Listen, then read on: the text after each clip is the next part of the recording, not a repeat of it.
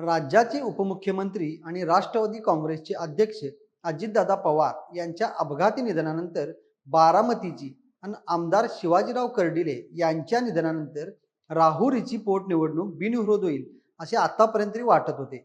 पण आता मात्र या शक्यता पूर्णपणे मावळल्या आहेत. राहुरी विधानसभा पोटनिवडणुकीत भारतीय जनता पक्षाच्या वतीने अक्षय कर्डिले यांना बुधवार दिनांक 1 रोजी उमेदवारी निश्चित झाली आहे. तर बारामती पोटनिवडणुकीसाठी उपमुख्यमंत्री सुनेत्रा पवार या महायुतीकडून 6 एप्रिलला अर्ज दाखल करणार आहेत. एकंदरच या निवडणुकीसाठी काय काय हालचाली सुरू आहेत हे जाणून घेऊया आजच्या व्हिडिओमधून. नमस्कार, मी अभिनंदन परवडेकर आणि कॅमेऱ्यावर आहेत सिद्धेश कांबळी. राहुरी विधानसभा असो वा बारामती विधानसभा, या दोन्ही विधानसभाच्या पोटनिवडणुका बिनविरोध होणार नाहीतच, त्याचबरोबर एकीकडे महायुती पूर्ण ताकदीनिशी एकमताने या निवडणुका लढवत आहे, तर दुसरीकडे मवियामध्ये मात्र काही वेगळं सुरू आहे. राहुरी विधानसभा पोटनिवडणुकीसाठी अक्षय कर्डिले यांना उमेदवारी निश्चित झाल्याचे कळताच अक्षय कर्डिले यांच्या मातोश्रींना अश्रू अनावर झाले होते. अक्षय कर्डिले स्वतः देखील भावूक झालेले पाहायला मिळाले. या जागेवर माजी मंत्री प्राजक्त तनपुरे यांना विधानसभेत पाठवून अक्षय कर्डिले यांना विधान परिषद दिली जाणार अशी चर्चा होती. पण आता या घोषणेमुळे ती चर्चा पूर्णपणे थांबली आहे. शरद पवार यांच्या राष्ट्रवादीच्या वतीने प्राजक्त तनपुरे यांचे नाव जवळपास निश्चित होईल असे मानले जात आहे, किंवा तनपुरे अपक्षपण निवडणूक लढवतील. 2019च्या निवडणुकीत प्राजक्त तनपुरे यांनी स्वर्गीय शिवाजीराव कर्डिले यांचा पराभव केला होता. पण नंतरच्या निवडणुकीत शिवाजीराव कर्डिले विजयी झाले. सध्या तिथे पोटनिवडणूक होणार आहे. भाजपची उमेदवारी जाहीर झाल्यानंतर एका वृत्तवाहिनीस प्रतिक्रिया देताना अक्षय कर्डिले म्हणाले की मी भारतीय जनता पक्षाचे मनापासून आभार व्यक्त करतो.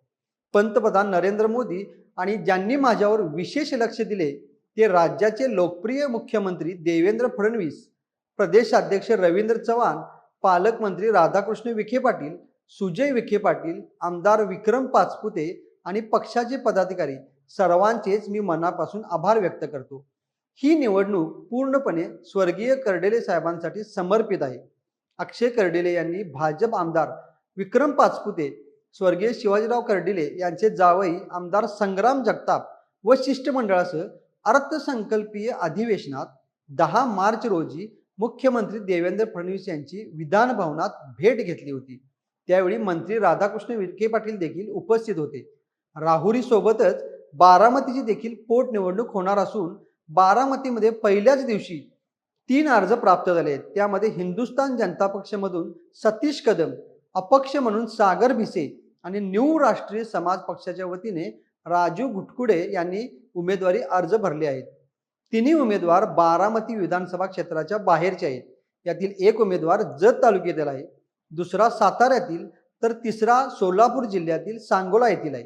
या ठिकाणी राष्ट्रवादी काँग्रेस अजित पवार पक्षाच्या वतीने स्वर्गीय अजित पवार यांच्या पत्नी आणि उपमुख्यमंत्री सुनेत्रा पवार यांची उमेदवारी निश्चित झाली आहे. तर शरद पवार गटाच्या वतीने उमेदवार दिला जाणार नाही असे वक्तव्य खासदार सुप्रिया सुळे यांनी केले होते. राहुरी आणि बारामती या दोन्ही ठिकाणी 23 एप्रिल रोजी मतदान होणार असून 4 मे रोजी मतमोजणी होणार आहे. बारामती आणि राहुरी येथील पोटनिवडणूक बिनविरोध व्हावी अशी भावना मुख्यमंत्री देवेंद्र फडणवीस यांनी व्यक्त केली होती. पण आता या निवडणुका बिनविरोध होणार नाहीत हे समजल्यावर मात्र भाजप आणि महायुती ॲक्शन मोडवर आले आहेत. विशेषतः सुनेत्र पवार यांच्यासाठी निवडणूक बिनविरोध करण्यावर महायुतीचा भर आहे. पण आतापर्यंत तिथे एकूण 30 अर्ज दाखल झाले आहेत. सुनेत्रा पवार यांचा उमेदवारी अर्ज दाखल करण्यासाठी स्वतः मुख्यमंत्री देवेंद्र फडणवीस 6 एप्रिलला बारामतीमध्ये येणार असल्याची माहिती आहे. तर दुसरीकडे महाविकास आघाडीतील घटक पक्षांची मात्र वेगवेगळी भूमिका पाहायला मिळत आहे.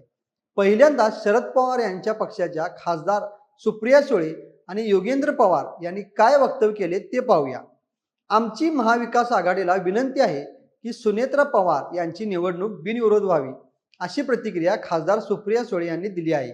तर ही निवडणूक बिनविरोध व्हावी अशी आमची सर्वांची इच्छा आहे. सुनेत्रा पवार यांच्या उमेदवारी अर्ज दाखल करताना मला जर त्यांनी बोलावलं तर मी नक्की उपस्थित राहील असे वक्तव्य योगेंद्र पवार यांनी केले आहे. दुसरीकडे काँग्रेसचे मत मात्र पूर्णतः वेगळे आहे. राहुरी आणि बारामतीसाठी आमच्याकडे उमेदवारी अर्ज प्राप्त झाले आहेत. बारामतीसाठी 6 तर राहुरीसाठी 4 अर्ज आले आणि या सर्व उमेदवारांच्या ऑनलाईन मुलाखती संपन्न झाल्या आहेत. दोन्ही ठिकाणचे कार्यकर्ते निवडणुका लढण्याच्या दृष्टीने उत्सुक आहेत. त्यामुळे याबाबत 2 दिवसात काय तो निर्णय होईल. असेच राष्ट्रवादी शरद पवार पक्ष जर निवडणूक लढणार नसेल तर काँग्रेस त्या ठिकाणी निवडणूक लढण्यास तयार आहे, यावर आम्ही ठाम आहोत, असे मत काँग्रेसचे प्रदेशाध्यक्ष हर्षवर्धन सपकाळ यांनी व्यक्त केले आहे. काँग्रेसला राष्ट्रीय समाज पक्ष आणि वंचितची देखील साथ मिळाली आहे. उबाटाचे खासदार संजय राऊत यांनी काँग्रेसला मात्र टोला लगावला आहे.